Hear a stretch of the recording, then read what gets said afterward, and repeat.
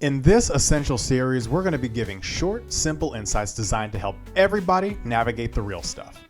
No fluff, just practical guidance so that all of you can move forward with some clarity. And as always, none of this stuff is going to save the world, but I can promise it won't make it worse.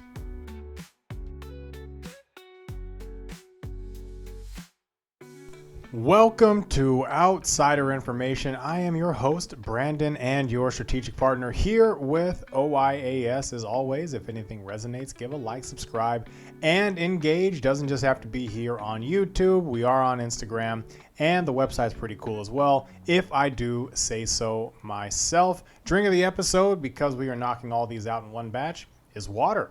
And as you can see, I have been going through it. Lemon wedge still in there for aesthetic effect. As stated previously, this is not legal advice. If you do need legal advice or you have a situation pertaining to employment law, please contact an attorney. Again, it's down there at the bottom. This is not legal advice. This is the essential series designed to get you on a path towards making sure you have some pretty important and crucial aspects of your organization, or if you are an employee, making sure you know what questions to ask and how some of these processes go. Today we're talking about work comp, and work comp is a royal pain in the butt. I hated doing it because a lot of the times the injuries themselves were preventable. But what is work comp? Work comp is the sequence, the process in which somebody gets hurt at work and they go seek medical attention, or they have to end up being out, and work comp is compensating them for their injury sustained at the workplace. And that is really it. People end up on work comp because they get hurt at work, and it is expensive. It is expensive for the company. It is expensive for the worker. As the organization, you need to have some form of insurance, and insurance costs a lot of money. And there is a way that you kind of balance it out in terms of how many claims you have, the duration people are out, the cost. All that factors into how much you are going to end up paying to have insurance through a work comp adjuster. As it relates to the workers, you are getting paid a portion of your wages. In Minnesota, it was 60%. So you're not getting full wages, and on top of that, you are hurt. You are trying to get yourself better, and sometimes you are working while doing so. Not a good time. Avoid getting hurt at work. Pretty please with sugar on top. We talked about leaves in a different aspect of the series. At times, work comp does kind of cross over with leaves, depending on the duration and depending on how you need to process it internally. But for the most part, it is a pretty straightforward process. And we are going to talk about it. So how it worked with me in the organization I was at, my role did leave administration. So that was work comp, that was leaves, that was accommodations. I also have a doctoral degree in human resources, and I've seen this from the operational side as well. So not that my information is always perfect, but I feel like I kind of know this one. Anyway, how it worked, the process. We had an injury reporting system that was great. So whenever I had one of those pinged into me that somebody got hurt at work, I would scan it. I would just make sure that they didn't indicate that there was any medical attention that was sought. If not, I would just file it, put it in their confidential medical files, and then I would just be on with my day. If there was medical attention that was sought and that box was checked, that would activate my process. From there, I would reach out to that individual, just kind of get a little bit more information. I would reach out to the supervisor, see what they knew.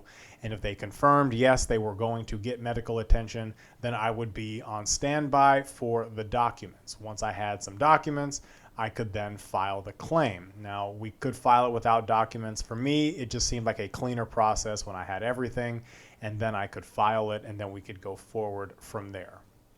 Where things tended to get problematic was when people said they didn't get medical attention and then they chose to get it and then showed up the next day with a note saying that they had restrictions or that they couldn't come to work, and it was because of the injury that they sustained. Again, be nice. It's a lot easier if you are upfront with it, or if there's some level of transparency, because that way we can at least be prepared, work with your team, your department, or whoever is going to be missing you, and then we can just go from there.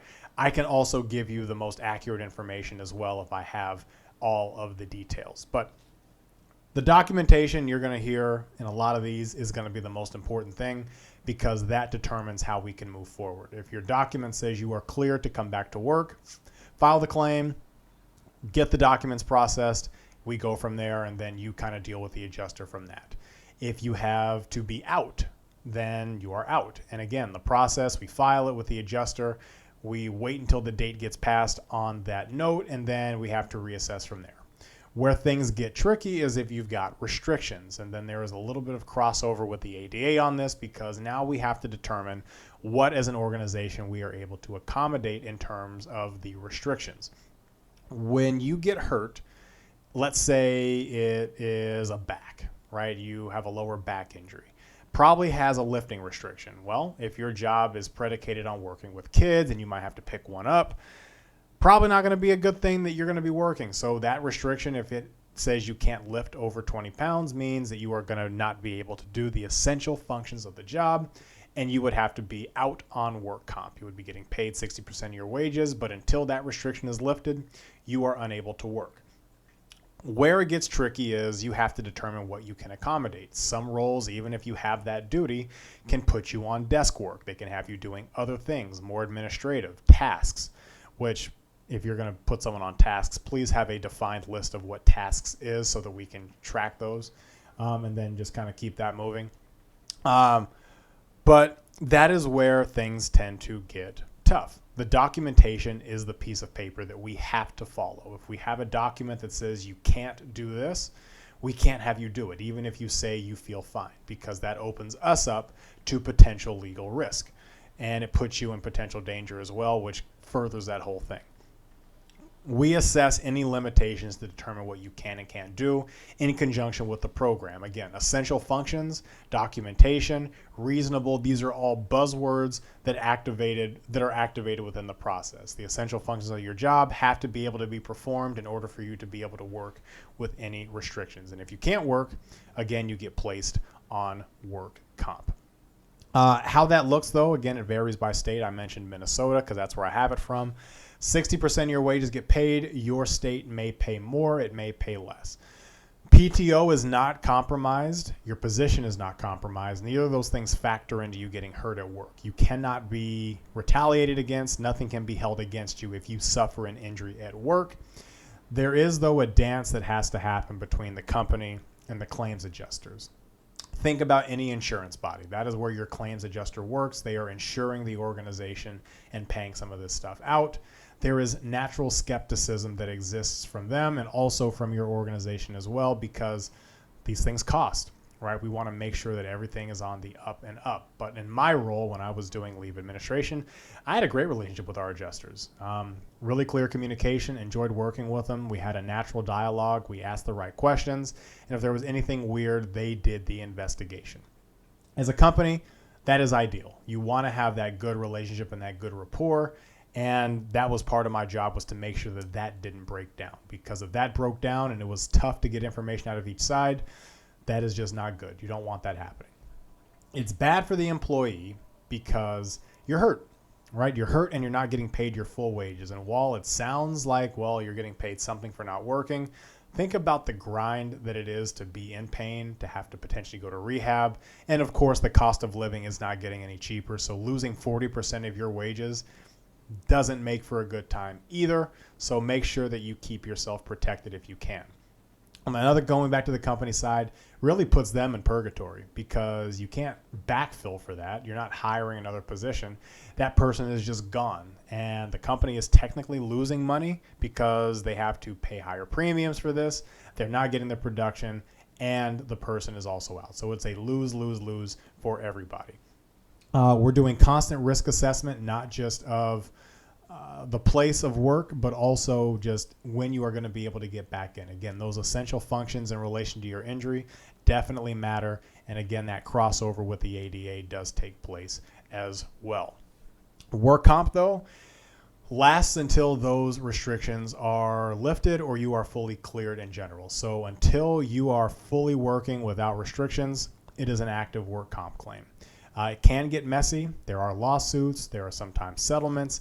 There is long-term disability that factors in as well sometimes.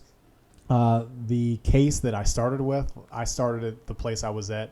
A weekend, we had a case where somebody ended up being hospitalized, and it lasted through when I had left. That was over 18 months. Can you imagine how expensive that was? It ballooned well over $250,000 worth of expenses as related to that. So that is your worst case scenario with this stuff. QRCs can be assigned to it. Those are qualified nursing assistants who help out with maybe getting appointments, getting information more clearly. Those can be assigned by your work comp adjuster if it's a complicated claim. Short-term disability, and we're going to do one of these also on benefits that are beneficial specifically to the employee. Your short-term disability sometimes can be activated, but you will want to check the state laws and bylaws as it relates to the work comp as well. All this to say, work comp fraud is a very real thing. It can be milked, but that is what your adjusters are there for. They are the ones that can do these investigations. They can do the tracking. They can do all the stuff that sounds really scary when they talk about monitoring people. They do all that for you. But again, that natural skepticism when you are paying somebody money always comes out. Plus, they are an insurance company, so there is a soulless element to it at times as well. You should have a dedicated team that does this, or a person that does this. In my role, I was doing leaves, work comp, ADA for an organization of about 1,700 people. I don't recommend that. I would recommend having some balance, but you do want somebody dedicated to this. And if you really want to make sure that all this stuff goes down the right way, train your people, right? Not just on how to stay safe, but also how the work comp process works. I tried my best to be as tangible as I could. Didn't always work at times, but having some clarity and giving people the right information about how this all works doesn't just help the employees, it helps managers, it helps everybody just understand, hey, this is the process, this is what we have to go through, and it prevents you from being out of compliance, and it prevents all those bad things from happening. All right, almost out of here, so this is my soapbox moment because I absolutely freaking hated work comp and how it happened and how nobody seemed to care that it was happening. It was just a foregone conclusion. It is not. You can prevent work injuries. There is no way to get 100% on the test, but dang it, you can get a 98 or a 99%. I promise you, you can. You got to prevent the dumb injuries. They cost you a ton of money. People are getting hurt, and you develop a reputation of a place that doesn't have safe working conditions.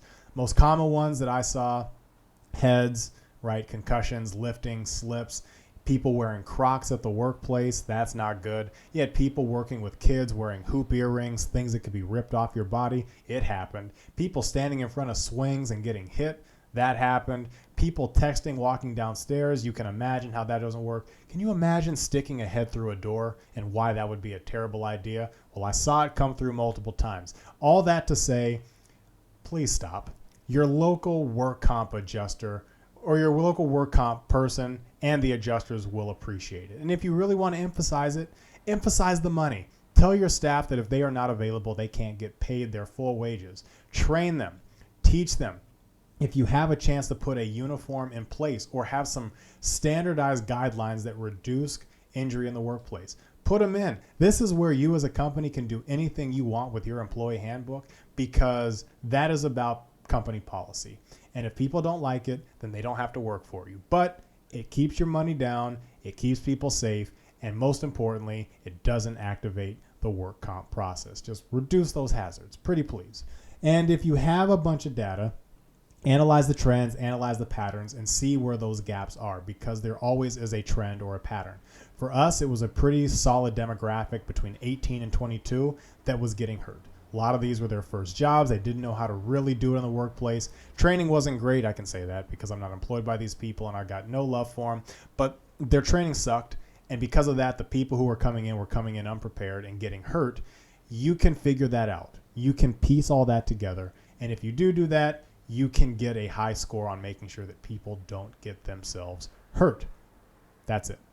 All right, as always, nothing that we talk about here is going to save the world, but if it makes things a little less worse, that means we are winning. So on that, give a like, subscribe, and engage if anything resonates with you here, and we will see you next time.